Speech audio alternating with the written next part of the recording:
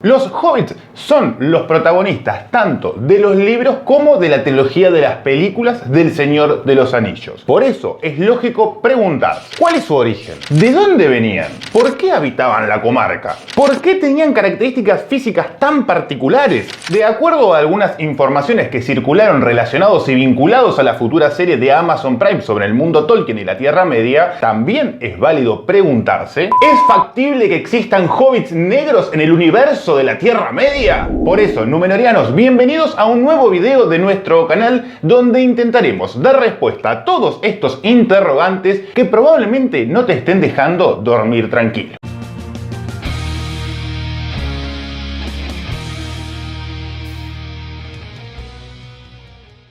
Muchos númenóreanos a través de las redes del proyecto Camino a Númenor me han preguntado qué opino o qué espero de esta futura serie de Amazon Prime, principalmente y respecto a los temas de inclusión forzada y corrección política. Mientras que mi opinión por un momento la voy a dejar de lado hasta tanto y en cuanto no ver materializada la serie, sí vamos a intentar dar una respuesta lo más precisa posible sobre qué es posible y qué no dentro de la historia relatada por el profesor Tolkien de acuerdo a los textos conocidos y las conclusiones que podemos sacar de ellos. Si es factible o no que existan hobbits negros, te lo voy a contar al final de este video, luego de recorrer cronológicamente la gran historia del pueblo de la gente pequeña. Arranquemos.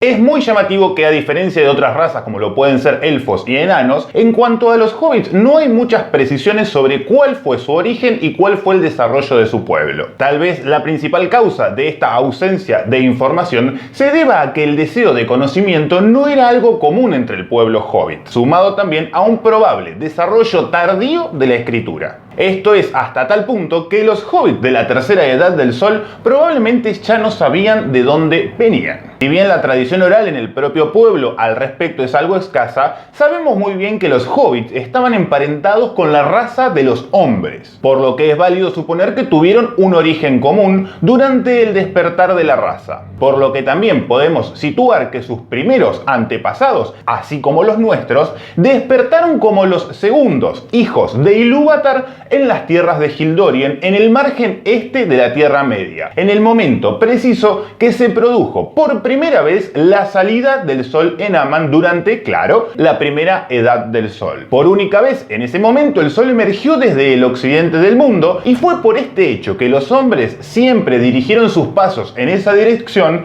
en busca de luz. La gran mayoría migró en primera instancia hacia el oeste, pero aquí debemos de suponer que hubo una importante facción que no lo hizo, o bien tomó distintos caminos, demorando de esta forma mucho más su paso que el resto, y en este tránsito adoptaron costumbres y culturas muy distintas a lo que por entonces eran características de sus pares. Las diferentes adaptaciones al medio que debieron hacer marcaron la principal diferencia entre los hobbits, esta nueva raza emergente, y los hombres. Se trata de la altura. Un hobbit podía llegar a medir entre 60 y 120 centímetros, por eso muchos años más tarde fueron conocidos como gente pequeña. En parte también por su altura, fueron apodados medianos. Este apodo fue adoptado por los hombres Dúnedain del reino de Arnor durante la tercera edad del sol, ya que era propio de los de su raza medir en promedio casi 2 metros, característica propia de la ascendencia númenóreana.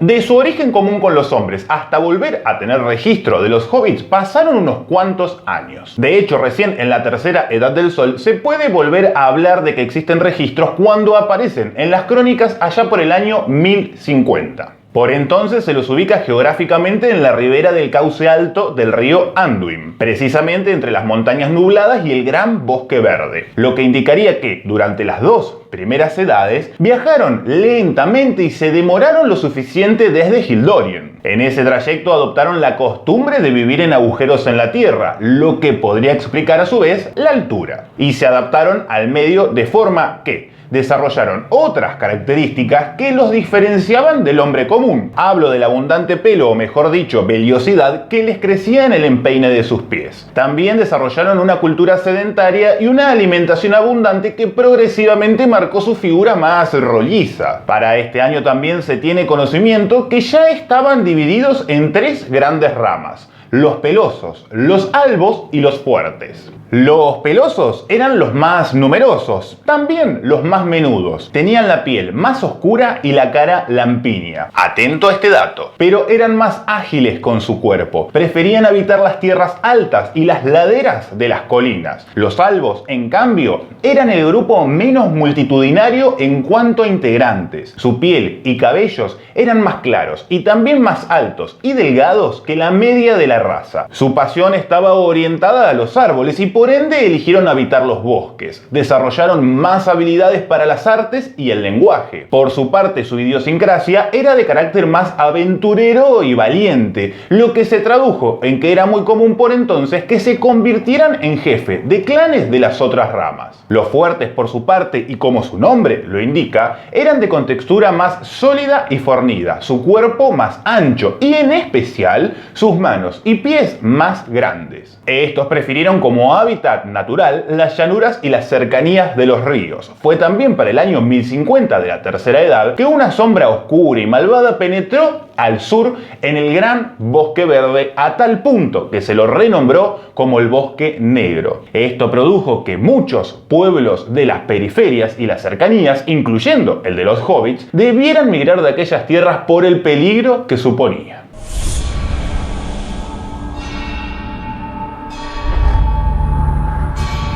Fue por este motivo que la gran mayoría de los hobbits decidió abandonar aquellas tierras en busca de nuevos destinos. De entre todos ellos fue la rama de los pelosos los que primero iniciaron el gran éxodo de los de su raza. Como lo habían hecho sus antepasados, eligieron continuar marchando con dirección oeste. Cruzaron las montañas nubladas y erraron hasta llegar a la región de Eriador y precisamente al territorio de la Cima de los Vientos, que por entonces significaba una pieza clave en la defensa del importante reino de Arthedain, uno de los tres en los que ya se había dividido el antiguo reino de Arnor. Los segundos en llegar a aquella región fueron los fuertes, luego de vagar algún tiempo por las tierras ásperas, pero a diferencia de sus predecesores, cruzaron las montañas y tomaron el camino del río Sonorona hacia el sur. Incluso se habla de que algunos llegaron a establecerse en las inmediaciones del puerto de Farban, del reino de Cardolan y en los límites de las tierras brunas, aunque esto sucedió por un corto tiempo antes de regresar nuevamente hacia el norte. Finalmente los albos cruzaron las montañas y siguieron el curso del río Fontegris. Cuando también llegaron a la región de Eriador, se mezclaron con las demás razas. Hasta el año 1300, fecha en la que llegan al pueblo de Bree, no hay registros de establecimientos, campamentos o poblados importantes de hobbits. Tampoco es así hasta 3 siglos más tarde, hasta que en el año 1601, dos hobbits, Marcho y Blanco, pidieron permiso al rey Argeleb II de Fornos. Con un importante séquito detrás, continuaron caminando con dirección oeste y atravesaron así el río Brandivino y se establecieron en la región que abarcaba desde aquel río hasta las quebradas lejanas.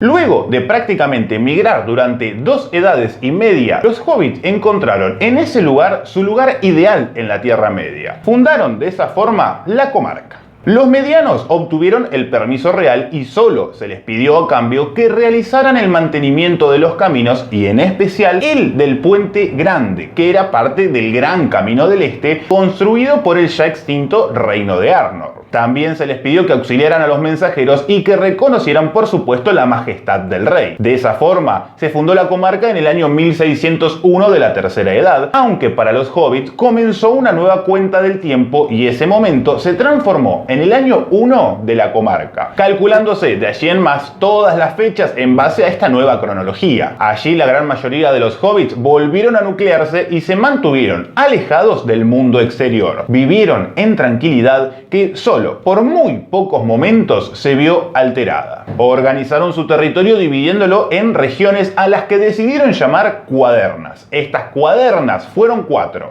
norte, sur, este y oeste. A su vez, dentro de ellas se formaron pequeños pueblos, siendo los más conocidos lugares como Cavada Grande, Hobbiton, Del Agua, Alforzada, Quiebra Larga, Valle Largo, Copete, Cazadura, Tejonera, Volgovado, Cepeda, Los Ranales y Marjala. Solo por fuera de estas regiones se encontraban dos poblados más. Por un lado, los gamos, que protegían la frontera este, y por otro, la frontera del oeste, que obviamente protegía la opuesta. A solo 36 años de haberse instalado allí, el pueblo hobbit también fue víctima de la Gran Peste que puso en jaque a toda la población de la Tierra Media. Luego de esta catastrófica pandemia, el fin de las guerras de los herederos de Arnor contra el rey brujo de Angmar y la consecuente desaparición de los tres reinos Dúnadan del Norte, los hobbits se quedaron sin rey, es decir, sin una autoridad regente, y debieron elegir sus propios gobernantes. De esta forma crearon la figura del Thane,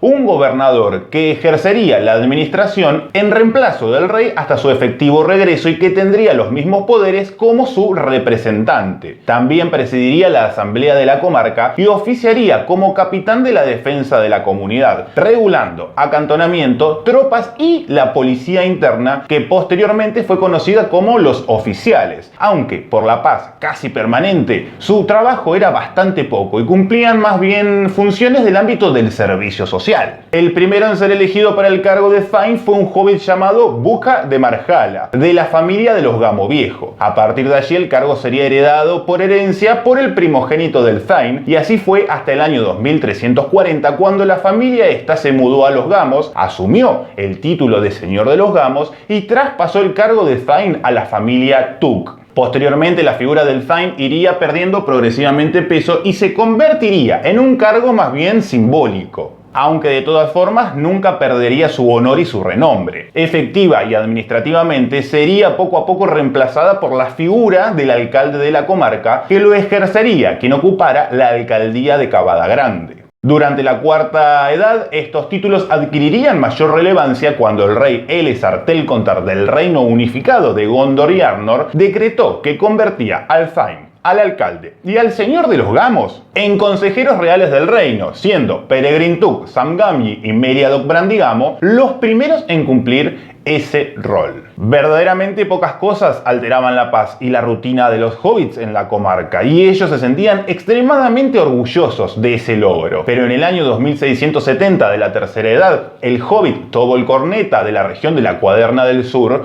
cultivó por primera vez hierba para pipa, produciendo no solo una revolución en el consumo del tabaco, sino también en la comunidad. El tabaco era una planta que había sido una herencia de la isla de Númenor. En el año 2747 se produjo la primera de las únicas dos batallas que sucedieron en el perímetro de la comarca. Se la llamó la Batalla de los Campos Verdes y se produjo a partir del ingreso de una banda de orcos que penetró en la Cuaderna del Norte. Comandados por un valiente y alto hobbit, Bandobras Tuk, alias Toro Bramador por su gran porte físico, y luego de una escaramuza los orcos fueron vencidos y derrotados. Poco tiempo después, en el año 2758, la comarca fue víctima de otro fenómeno a gran escala. Se trató del largo invierno. Mientras que en Rohan sucedían los hechos de Helm, Mano de Martillo, un extraño visitante llegó por primera vez a territorio hobbit y evitó que las consecuencias sean totalmente devastadoras. Así fue que, durante esta calamidad, entró en la comarca por primera vez el mago Gandalf. Como consecuencia posterior, se sufrió una gran hambruna que afectó bastante a la comunidad. En el año 2941, un hobbit es uno de los factores fundamentales para que se desate la guerra de los 5 ejércitos. Aunque si bien sucedió a muchos kilómetros de distancia de la comarca, precisamente a instancias de Erebor, la montaña solitaria. Si bien fue la ausencia de este mediano, Bilbo Bolsón, la que generó algún revuelo en la comunidad, lo cierto es que uno de los tesoros que trajo consigo de su viaje resultó trascendental para el destino de los hobbits. El señor Bolsón había carreado hasta la comarca al anillo único del señor oscuro Sauron, quien descubriría su paradero algunas décadas después después y probablemente también de esta forma la existencia y locación de los hobbits. Por eso en el año 3018 la comarca fue visitada por los espectros del anillo, que sembraron el miedo entre la mayoría de los hobbits, pero no pudieron dar efectivamente con el anillo, dado que el heredero de Bilbo, Frodo, logró escapar con él con la ayuda de Sam, Pippin, Merry, Gordo Bolger y una intervención élfica. La historia subsiguiente es conocida y desemboca en el papel fundamental y determinante que los medianos jugaron durante la Guerra del Anillo, siendo uno de los principales artífices de la derrota de Mordor y por ende la victoria de los pueblos libres del oeste. Tras la guerra, las relaciones diplomáticas de la comarca con el reino unificado llegaron a su punto más alto, al punto de tomar parte en las decisiones políticas y administrativas del reino como consejeros. Pero también a la comarca se la declaró territorio independiente, pasando a formar un enclave en el interior del reino que se encargaría a su vez de su protección y seguridad por fuera de sus fronteras. Pero entre la derrota de Sauron y el gobierno efectivo del rey Elessar Telcontar sucedió un evento determinante que significó la segunda batalla que sucedió en la comarca y que podemos considerarla como una más dentro del contexto de la Guerra del Anillo. Esta batalla te la cuento mejor en este video que ves acá y el enlace que te dejo en la descripción. Finalizada la historia conocida de los hobbits, ahora sí vamos a intentar dar una respuesta al gran y polémico interrogante.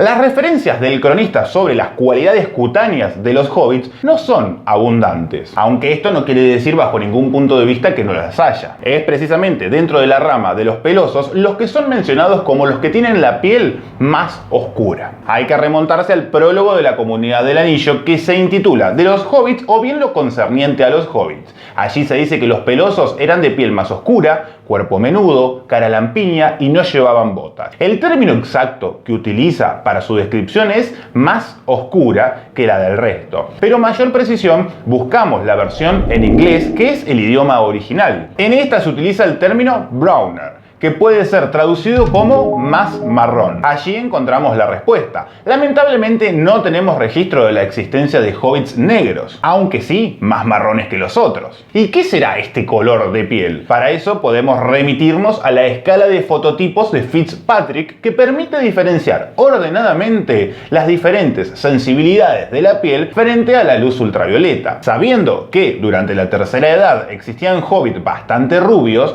como el señor Frodo Bolsón, los colores de piel canónicos, por decirles de alguna manera, podrían variar entre estas gamas que estás viendo acá en este video. Esta fue la historia conocida de los hobbits y una aproximación a su estética. Si todavía estás acá es porque probablemente te gustó el video, y si te gustó te invitamos a suscribirte. Y si sos tan bueno, tan bondadoso como un hobbit y querés convertirte en un mecena del proyecto Camino a Númenor, busca el botón unirte que lo vas a encontrar acá abajo o en la descripción. Nos vemos la próxima.